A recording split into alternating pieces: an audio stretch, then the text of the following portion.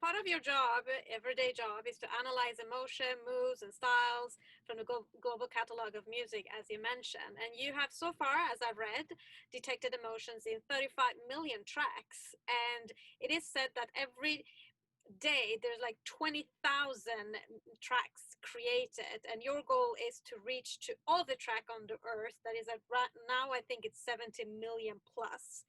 And I've also read that your company's goal is to become the ultimate music assistant, to solve the problem for the listeners, to navigate through all these million tracks, to understand their taste, their personality, and their mindset in social context, to be able to offer them the best music recommendation. And I've read research that says that when you're listening to the music you love, your brain brings out all these emotional dopamine and happiness in you. So that is super important then for the listeners.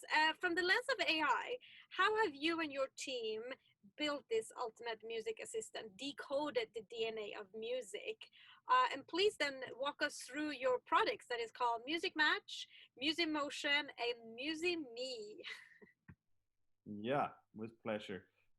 Yeah. So first of all, yeah, this is not an easy journey. So on the one hand, I mentioned already, you might have services that learn a lot from user interaction, but we don't have that. We aim to analyze music as it is, and we start out independent of users. But obviously, as you said, there is the mood in music, but music triggers emotion in the human, in the people. That's what's the beauty of music at the end. And these correlations are very interesting.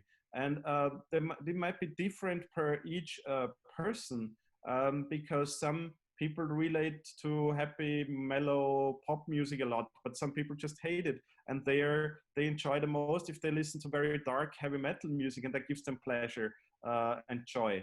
And similarly, when you're sad, some people want to have sad music because they are in that mood and that they need that. And some other people want happy music in that moment to cheer them up. And this is all different per each individual, for each person. So that is a challenge. But we looked into that. So our aim here is not directly to map out the people's emotion from the music directly, but to analyze in the first step moods in the music. So we created a taxonomy that we think is a good taxonomy that can be used uniquely to describe moods in music. We are always striving on refining that.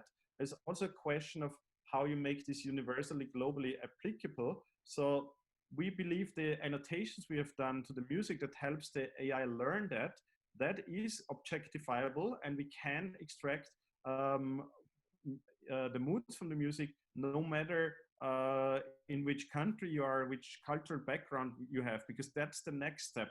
Whatever you put as a label on the moods, whether it's in English, something that's called romantic or melodramatic, that word can change in different languages, but it's still what we detect with the AI is still the mood that we want to represent by this. And even if we translate that word differently in different countries, okay, there might be nuances in the interpretation of the words, but our first step is to gather those moods in an objectified way. And there we have been working a lot in this teamwork with our musicologists and data science, and building that AI that can manage that.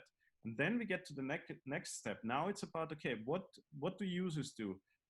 So our new product, Music Me, I'll talk about the other products later, but the Music Me here, we are analyzing the playlist or the listening history of the people. So if I know what people usually listen to, and then I analyze the last 5 songs you listen to, I can gather those moods in the music that are kind of more objectified, but I can map it out and put it in the context of your current listening situation. So given that you listen to these 5 songs, I might deduct that you are right now in a more that you might be working because you need something fast paced or something that inspires you, or that you might be doing sports, or that you might be in a happy mood or in a sad mood. That's simplified, but we have shown that by just analyzing a couple of tracks, we can deduct in what emotional state you are. we're not claiming that we know everything about you. Obviously, for that, we would need to do some body sensing and things like that. That's we can talk about this in the future. We have been exploring this in hackathons, but it's not what we're doing today. Right now, we try to relate the moods we analyze from music to the emotions that are attached to the people at the moment they listen, versus the long-term listening history of the users, which we call the personality profile. So if we talk about, let's say, I analyze your 3 years of Spotify listening history by what we can detect in the music, we get a very good idea who you are. I can show later the demo. You Are What You Listen To is a demo we created that gives a very interesting description of you as a person. And this is what we are aiming for. This is the latest product, Musimap, that describes the me, the person. The earlier products we created are Musimap. Musimap is an sound similarity system that is meant more for professionals in film and advertising. We usually cater this product to people in production music, offering production music libraries. So libraries where you usually don't know the artists very well and you don't know the music very well. So you're very much in need of new search possibilities. And we offer that by allowing you to give an example. You can even enter a popular track or any track you want, and it brings up similar alternatives in acousticness. So similar acoustic songs that are similar in acoustics, and you can refine that search result by different categories as you want, like tempo, BPM, and genres and moods. And Musimotion, we derived this from the emotion, and Musimotion is about tagging. So here we work with Warner Music, for example, who were very eager to adopt that product, to label the entire Warner Music catalog as it is there today. And we have done that. And Musimotion, this is where all of our deep learning based AI models come in. We trained different AI models for detecting genres and styles, another one for moods, another one for rhythmic moods.